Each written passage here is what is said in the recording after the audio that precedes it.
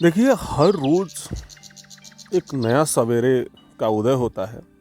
सूर्यदेव अपने समय के हिसाब से इस पृथ्वी को प्रकाशित करते हैं और उस सूर्योदय के हिसाब से आप अपने दिन की जो शुरुआत करते हैं उसको आप सूर्य नमस्कार से शुरुआत करिए,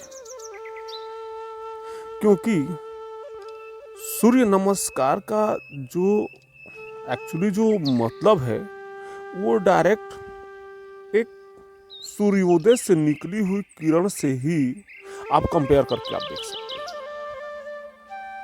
क्योंकि जब सूर्य नमस्कार करते हैं तो सूर्य देव से निकली जो किरण होती है उसको एक्सेप्ट करने के लिए आपकी बॉडी जो है पूर्ण तरीके से तैयार हो जाती है और धीरे धीरे आपके मस्तिष्क में एक पॉजिटिव एनर्जी का प्रवाह होने लगता है।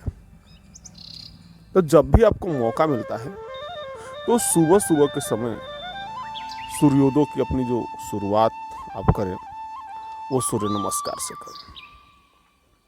सूर्य नमस्कार के अंदर जो 12 आसन आते हैं और हमारे जो सातों जो चक्र हैं वो सातों के सातों चक्र एक्टिवेट होते हैं, जिससे हमें ध्यान लगाने में भी, मेडिटेशन करने में भी और उसके साथ साथ कुंडलिनी जागृत करने में भी आपको बहुत सहयोग मिलता है। उसके साथ साथ हमारा शरीर जो है बिल्कुल पूर्ण तरीके से डिटॉक्सिफाई हो जाता है, यानी कि विकार रहित हो जाता है। इसलिए जब भी आपको मौका मिलता है आप सूर्य नमस्कार आप जरूर करें। और देखिए, आजकल की समस्याओं में सबसे ज़्यादा जो है शरीर के बीच वाले हिस्से में विकार कुछ ज़्यादा ही होने लगती है। अगर नॉर्मली तरीके से अगर देखें तो भोजन की जो असली जो जगह है वो हमारा पेट है और पेट में जो भी हम खाद्य पदार्थ, पेय पदार्थ जो भी हम डालते हैं उनका सही तरीके से ना पचना भी एक बहुत बड़ा कारण हो सकता है। तो उसको सही तरीके से पचाने के लिए कुछ ऐसे आसन हैं जिनको नियमित तौर से करना बेहद ज़्यादा जरूरी है।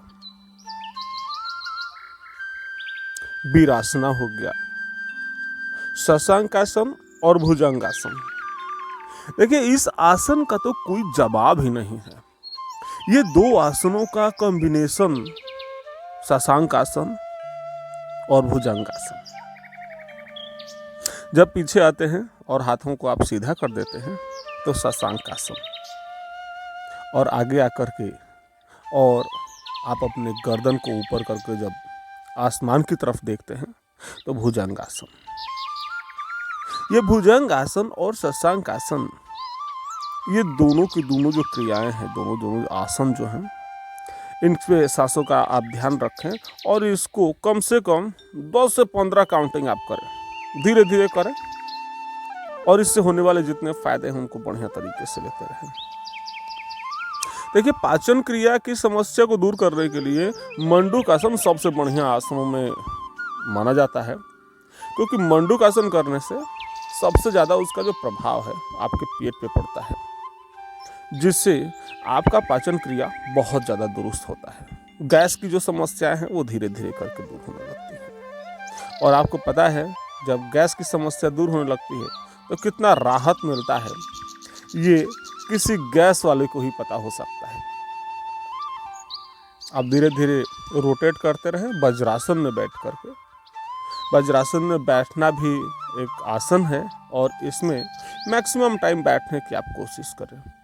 वज्रासन में बैठने से आपकी रीढ़ की हड्डी जब सीधी होती है तो उससे बहुत ज़्यादा फायदा मिलता है आपको।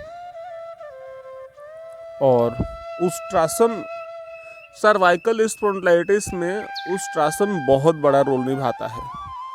जब भी सर्वाइकल की समस्या होती है तो उसमें जितने भी भुजंगासन, मत्स्यासन, अर्धमत्स्यासन, गोमुखासन, ये इन आसनों की जितनी महत्वता है उससे कहीं ज़्यादा उष्ट्रासन की भी है।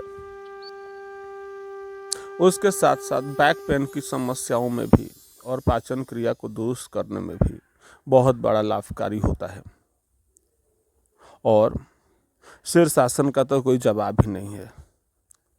शीर्षासन करने से हमारा शरीर का जितना ब्लड सर्कुलेशन है बिल्कुल उल्टा हो जाता है, और जो ब्लड फ्लो होकर के हमारे हृदय के ऊपर वाले हिस्से में नहीं जा पाता है, यानी कि ग्रेविटी के कारण भी आप कह सकते हैं कि नहीं जा पाता है, वो शीर्षासन करने से हमारी आँख और हमारे सिर के अंदर पूर्ण तरीके से ब्लड प्रवाहित होता है, जिससे आपको बहुत ज़्यादा लाभ मिलता है।